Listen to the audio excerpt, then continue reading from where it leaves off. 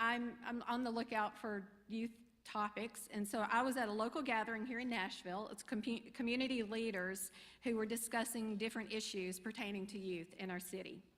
And a young man, tall, thin, about 10 years ago, tall man, stood up in front of me and completely captivated me. He started telling a story about how he had been kicked out of the school where he was.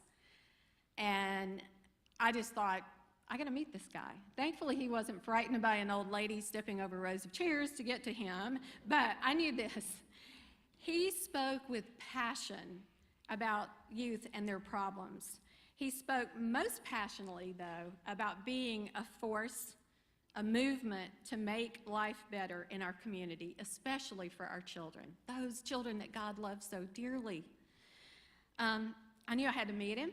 I knew I wanted to be his friend and co-worker in the cause.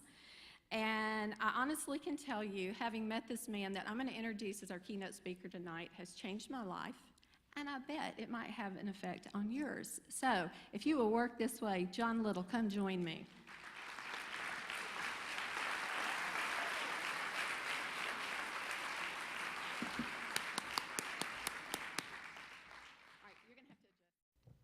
I'm gonna just take this off and move around a little bit. And so first, I just want to give thanks to the Webbers for not only starting an organization, but really investing time into our kids that need it the most. Like she said, I met her about 10 years ago, and what really impressed me, one, they were working in the school that I was expelled from, but when I would go to these meetings,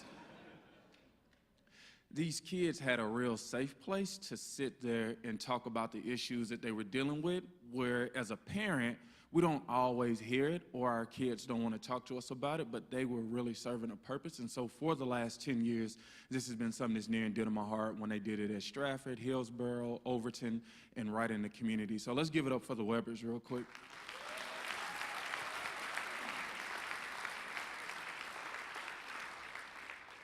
So we are celebrating heroes amongst us.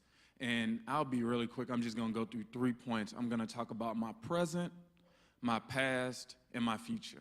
And so my present right now, and thank God, as you listen to my past, I stand before you as a guy from East Nashville, growing up in a single-parent home. And I've had the opportunity to work for the former Governor Bredesen in the Mentoring Initiative, where I got a chance to travel around the country from Memphis to Knoxville and right here in Nashville, where I met the Webbers at and talk about why foster kids need mentors. I've had the opportunity to be featured in the Nashville scene as the political operative of the year right here in the city that I grew up in, and then recognized as the top 8 who are running for office, which they didn't get that right because I didn't want to run, but I was on the same list as Bob Corker, and I was like, wow, like that's awesome. But I continued to go. In the work that I do now, I mean, education is so important.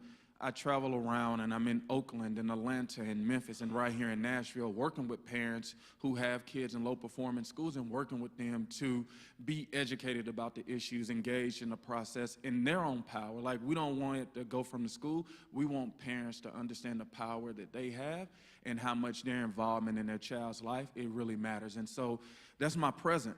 And I really enjoy it, and I got my family. Thank you guys so much for coming out. I have my best friend Clarence, my uncle, my son John and his mom, and then my girlfriend Brittany. So thank you guys for coming out here to support me.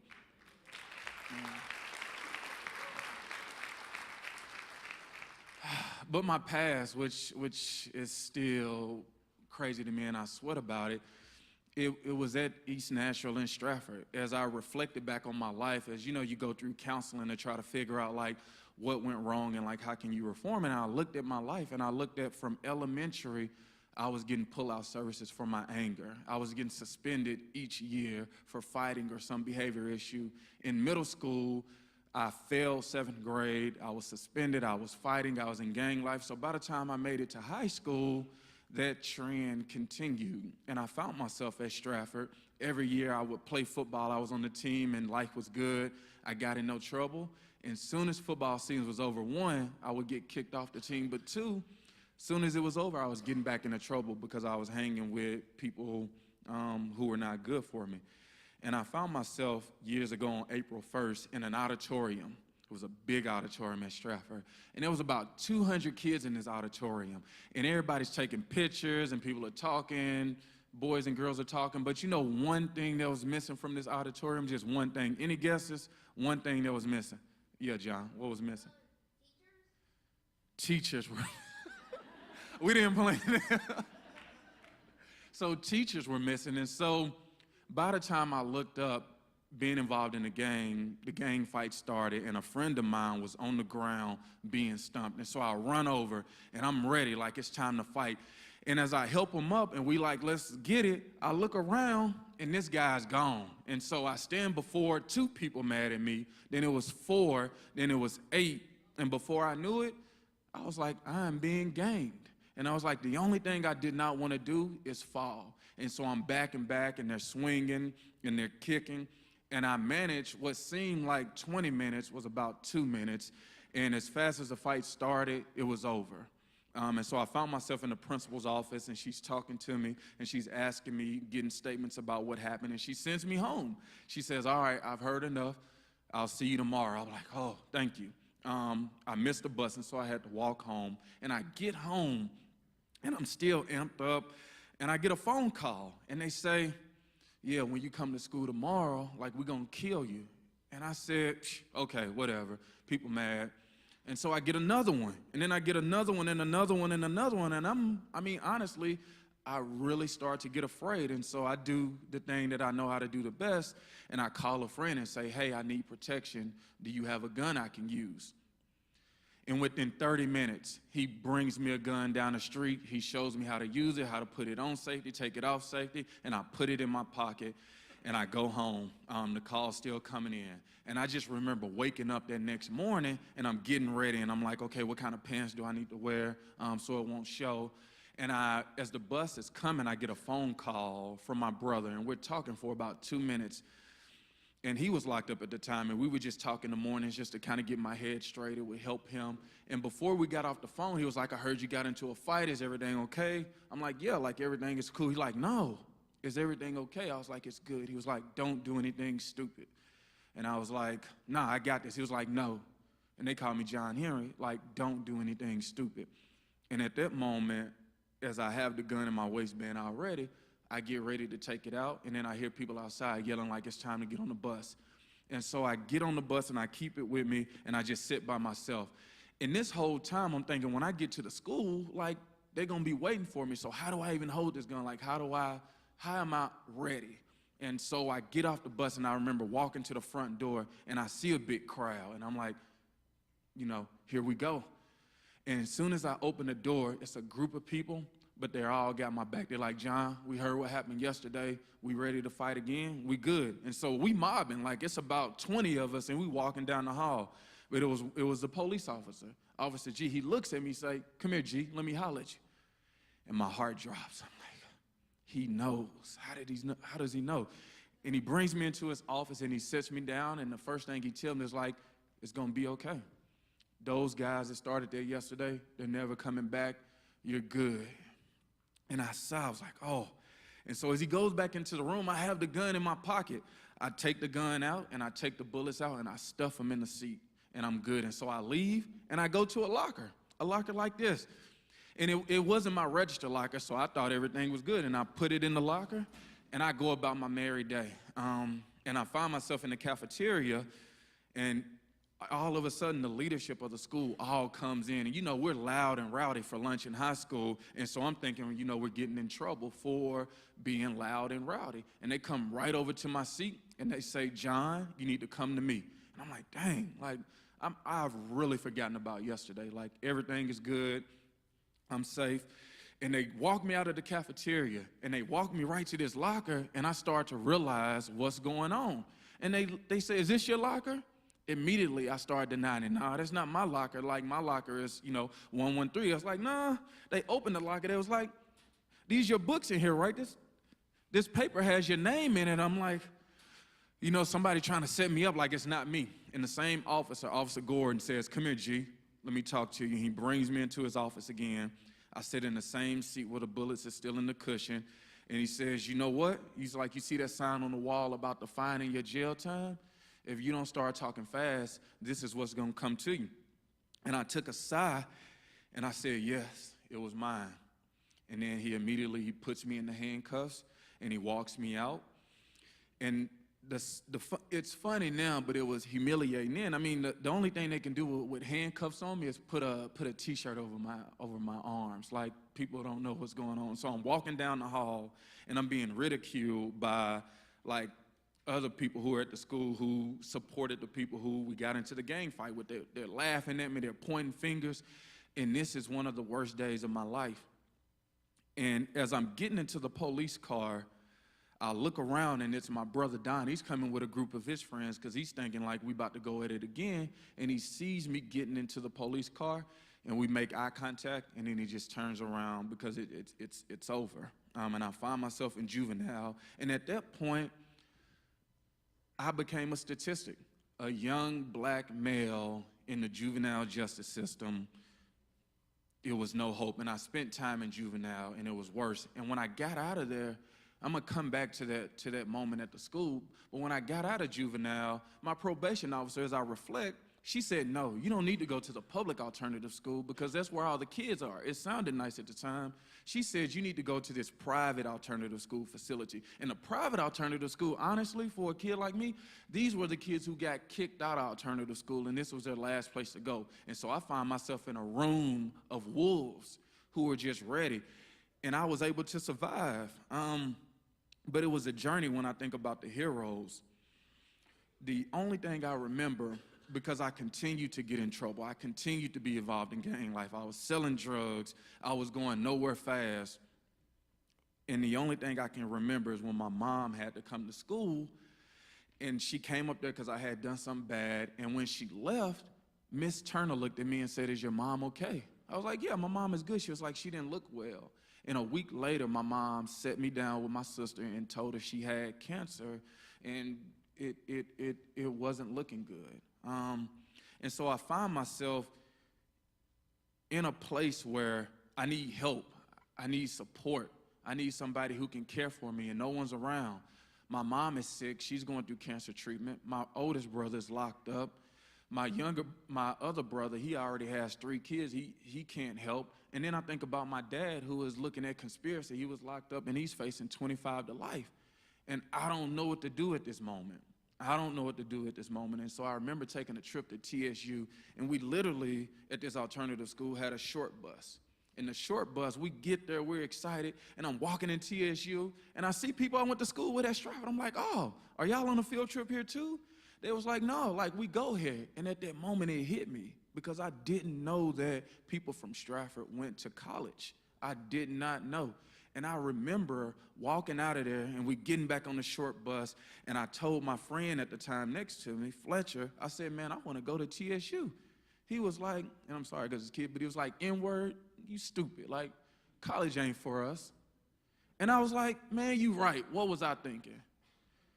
And we went back to the school, and right before I got off the bus, as I think about heroes and Miss Turner, she pulled me to the side and said, John, if you want to go to TSU, I'm going to help you. Now, mind you, at this private alternative school, which is criminal, our books, I'm supposed to be a senior, we got 5th grade books. People in this class, probation officers come, they jumping out of windows. Like, we leave school at 12. Like, this was not a place of learning. Probation officers were really selling us to this school because they were getting money for it, as I found out later. But this was the environment I was in. And I needed a hero at that moment who could just listen to me, and I ended up going to summer school, and I ended up like passing the TCAP, and I made it into TSU almost, because this is how God works. And I even hate telling this story because it's not right. But as I got ready for college, and she was telling me everything I needed, I was going back and forth getting my transcripts from Stratford. And the guidance counselor who was helping me, she had a son named Denza. And she was like, oh, you went to Stratford, you know my son. In reality, that was a kid we had beat up. And I was like, yeah, no, I'm just, hopefully she didn't ask him who I was. And I remember finally having enough credits, like I'm coming back and I get before her, and she's like, John, I'm so proud of you. And I remember her looking down and going over her checklist, and she was smiling. But then at one point, a frown came upon her face, and I got really sweaty. And I didn't know, she frowned as she looked down, and then about 5 seconds later, she looked up and said, "Congratulations, welcome to TSU." And that was the happiest day of my life. I went outside and I just yelled. I was so proud of myself to be doing something and going in a different direction. 2 years later, I was going back over my transcripts, and sorry for the people who work at schools, but I kept counting my transcripts. I kept counting my credit hours, and at the end of the day, I kept coming up with 22. And when I graduated, you needed 22 to graduate, but you needed 24 to actually go to college. And Miss McGee is a hero of mine because she bypassed that and she gave me an opportunity that has really set my life apart, and that's why heroes are so important. But let me go back to a hero that's in here, and Miss Weber, will you come up? So I told you guys about me getting into the car, and an image that has always been stuck in my head as I walk through the hallway in handcuffs, going to juvenile. I just thought life was over. But one image that has always stood out in my head that really helped me get through it is I looked back right before they put me in the car, and I told my brother to go back. I saw one of the assistant principals, and they were just looking. And usually, you know, one of the guys, and I thought they were out to get me, but when I looked at this man, he had a tear in his eye because he saw another young black male going to jail. And that touched me because I didn't think, again, that people really cared. And seeing him have that tear did everything to me. And he's in here today, and it's Mr. Jimmy Bradford.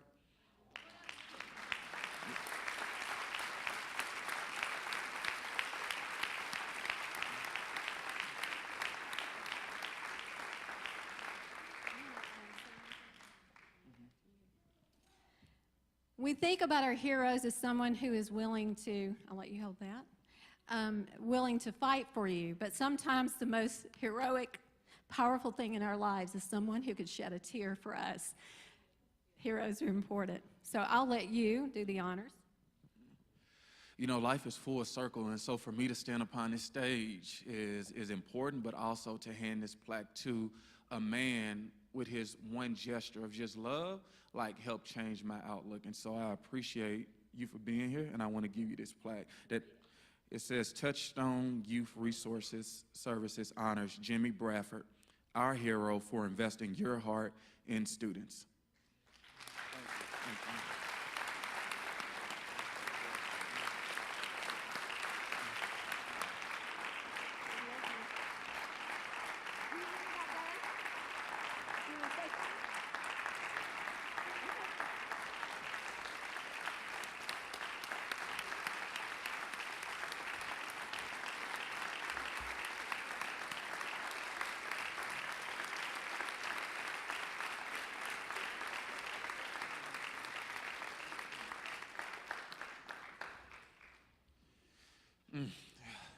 So I've talked about the present and my past, and just as I go into the future, as I think about organizations like Touchstone, that's why nights like this are so important, to really invest in the people who are investing in our kids. They are taking their time, their days, their own money to be that guiding light.